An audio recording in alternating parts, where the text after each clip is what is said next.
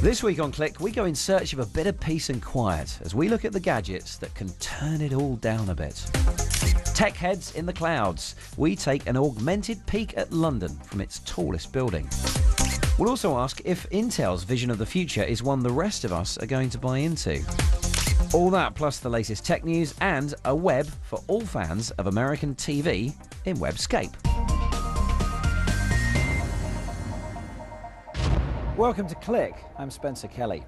The world can be a noisy place. And if you want to know how noisy, try coming out and filming a programme with us. You think you found a peaceful part of London, which is rare in itself, and then just as you're starting to film, you've got a lorry going past, someone hammering something, and I have no idea what they're doing in that apartment up there, but it's making a heck of a racket. And the fact of the matter is, the more machinery and devices we turn on, the noisier the place gets. So how to turn down the volume without compromising our tech? Well, Laura Lewington's been in search of the quiet life. Neither your average location nor your average gathering. The silent disco is the ultimate in personalised entertainment, not to mention a party the neighbours won't be complaining about. The music you listen to is pumped out through these radio frequency headphones, allowing you to select one of two DJs by channel option.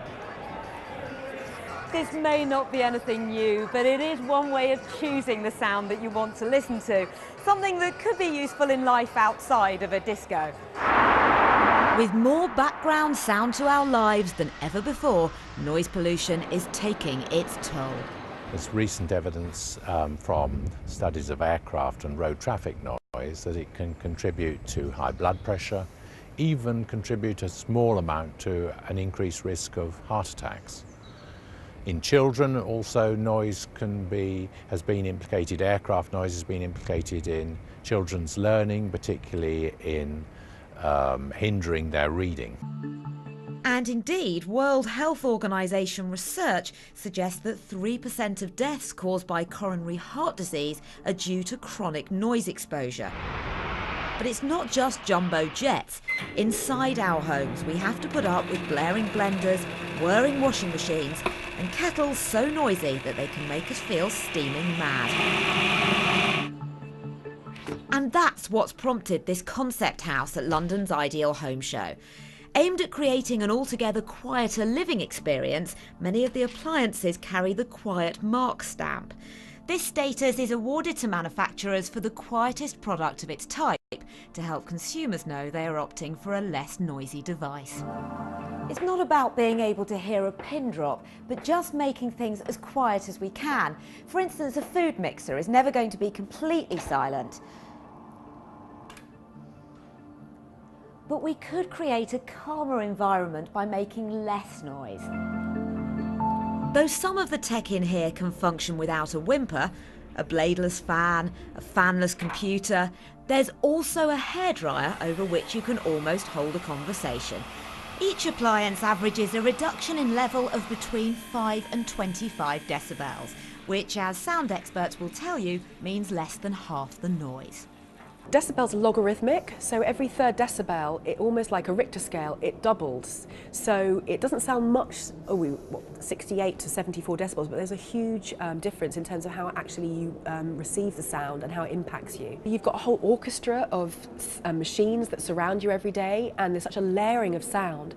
If we start to choose to soundscape and tune and tone down those sounds, it stops the stress levels that can affect our bodies, our health, our productivity and relationships, and makes a huge impact. And when you hear a quiet machine, suddenly you go, oh, and yet it's high performance, so it's still doing the job.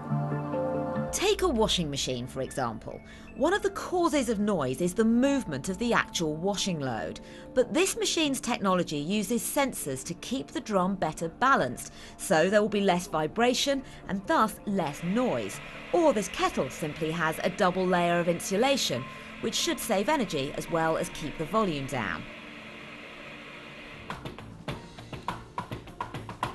And if you live next door to someone who likes playing the drums at all hours, well, you may hope they know about the latest silent instruments.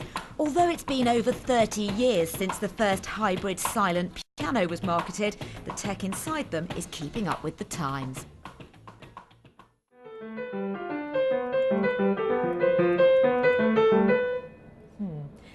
well as being able to use this as an acoustic piano, it also has a silent function, which means at the touch of a button it can transfer into its digital mode. Now the way that this works is, instead of the hammers hitting the keys, a sensor picks up the notes and translates them into digital sound. And then you can listen to them through your headphones, so at least no one else needs to hear. Phew. So piano practice aside, if our household devices can be made this quiet, why aren't they already? It all comes down to cost and how much a company wants to invest in making it quieter and how important it is to be quieter. A games console is probably the loudest thing that most people in the living room would have. It's got a lot of power in it. It needs to run hard and fast to make the games better. It's not as noisy as a DVD player, which probably the only noise is when you press the button to open the tray to put your DVD in. Whether it's the sound of your tech or your colleagues you'd like to block out, a pair of noise-cancelling headphones can actively eradicate any distracting nonsense by listening out for and counteracting offending frequencies. Or you could just opt for a snug-fitting pair of earbuds to physically block out noise. There's even a smartphone app to the same effect. Sound Curtain masks the surrounding acoustics by playing a chosen sound through your headphones, automatically adjusting the volume relative to the level of noise in the room by using the phone's microphone. You do need decent earbuds for the best experience though.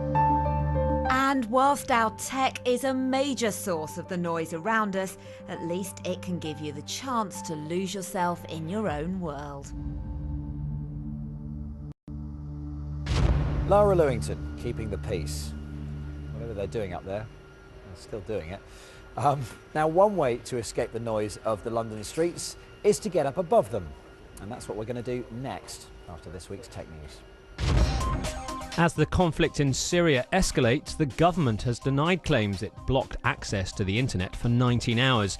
Traffic ground to a halt on Monday night in a blackout the government says was due to a fault in optical fibre carrying data. Critics reject that, saying it was an attempt to derail the online activities of the opposition and mask atrocities being carried out in the country.